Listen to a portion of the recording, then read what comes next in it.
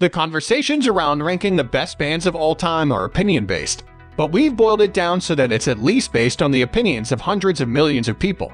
We can crowdsource that info based on things like sales, tours, and awards won. While there might be a consensus this way, we all know the average person couldn't explain to you the most basic thing about music theory, but they know what they like when they hear it. That means that some of the most skilled bands out there won't make the list because they don't have mass appeal. And that's part of our equation here. The real fun is comparing the list here with our list like the richest rock stars and the best guitarists of all time and seeing if there's a pattern that emerges. Do money and skill go hand in hand in the music industry? And are bands really driven by lead roles like guitar or vocals? Open those links in the background to find out. But in the meantime, let's jump into the list of the best bands of all time.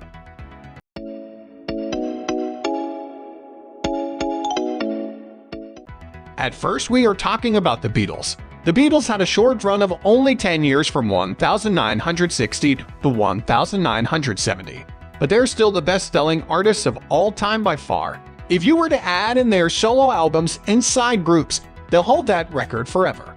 They started young and led the British invasion of pop and rock into the USA, and their fans grew up alongside them, purchasing each album as time went on. These guys won all the awards, starred in and produced movies, and even hold records like having the most covered song of all time. The Lennon-McCartney songwriting team are the most successful ever. They had pop appeal, rock appeal, evolved through the interests of the hippie era.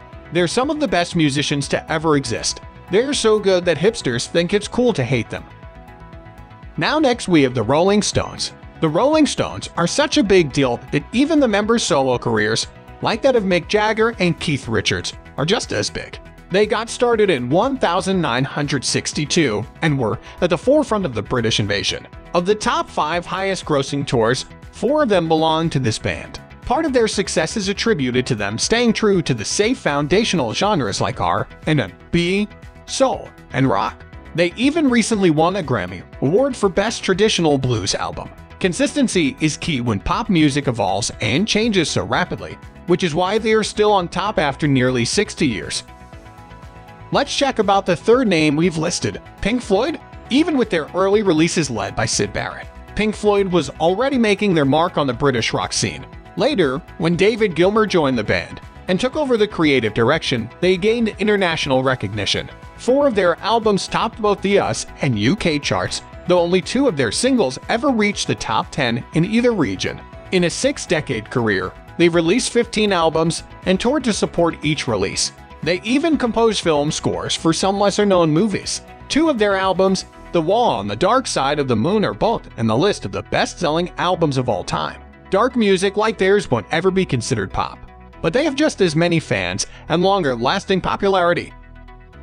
Now it's time talking about this famous one, the Beach Boys. The Beach Boys rode the wave of the California sound of surf rock, and then evolved into more personal themes as their fan base also matured. Their music's orchestrations and arrangements became so complex that, like the Moody Blues, they couldn't perform faithfully live on stage. Their vocal harmonies were recorded in one take early on and are absolute perfection that few achieve today. They are one of the few bands that found success before the British invasion and maintained it during and after that period. These guys were deeply spiritual, and if you listen closely you can hear it in the lyrics. At the half of the list, here we have Led Zeppelin. Part of reaching a wide audience is having a wide appeal. Led Zeppelin played music in the blues rock and folk rock genres, but are also thought of as progenitors of heavy metal, too. Possibly the most influential and popular songs in rock history is their single Stairway to Heaven. These guys did it big every time. Their concerts broke records for people in attendance. Their albums rank among the top-selling ever. Each of their 9 total albums reached the top 10, and 6 reached the #1 slot on the charts. They've earned all of the music awards available. Their legacy is everlasting among musicians and fans alike. This position is holding the Outlaw. Outlaw formed as a crew of friends in secondary school in Dublin, Ireland before any of them had any real proficiencies with music. Within 4 years they scored a record deal. By their 5th album they became a global sensation. In the present they've won 22 Grammy Awards, more than any other band, period. Part of their success is every time they run into controversy or boredom from their fan base, they evolve and revolutionize their sound. They are huge experimenters and the Edge really exemplifies this with his guitar pedal array. Moving on to the next, we are listing The Who.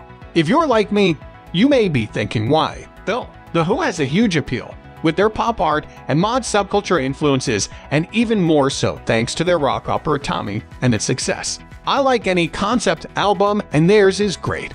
Their tours were enormous and exciting, which helped amplify the hype surrounding them.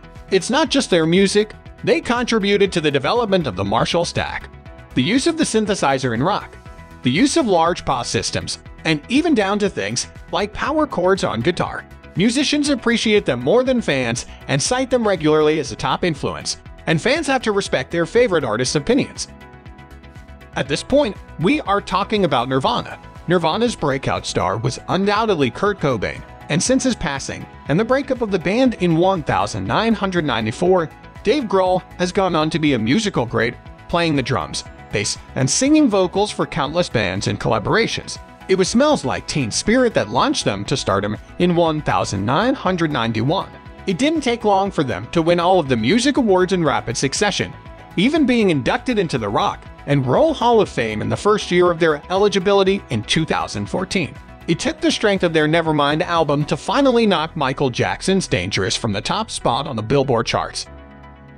We are almost wrapping up with this name, The Doors. The Doors were active from 1965 to 1973, a short 8-year run, but quickly became one of the most influential bands of the counterculture era, and a largely controversial band due to Jim Morrison's erratic behavior. Every decade has had a revival in interest in the band, and new fans added due to cover songs becoming popular, usage of their songs in hit movies, movies about them, etc. Their first album, The Doors, re-entered the Billboard charts 14 years after its initial release, as did their greatest hits and best of albums. Their legacy will live on this way forever. It seems as it should. They even created a brand new song in 2012 with Skrillex of all people called Breakin' a Sweat. Finally, we select Queen. Queen already earned their slot on this list, but lately they are gaining even more ground. Since 1970, they've not stopped touring and creating new music, albeit with new vocalists since Freddie Mercury passed. Their name may be Queen, but they're the kings of arena rock and pop rock. Their songs are still overplayed today to the point where many of us are about sick of them.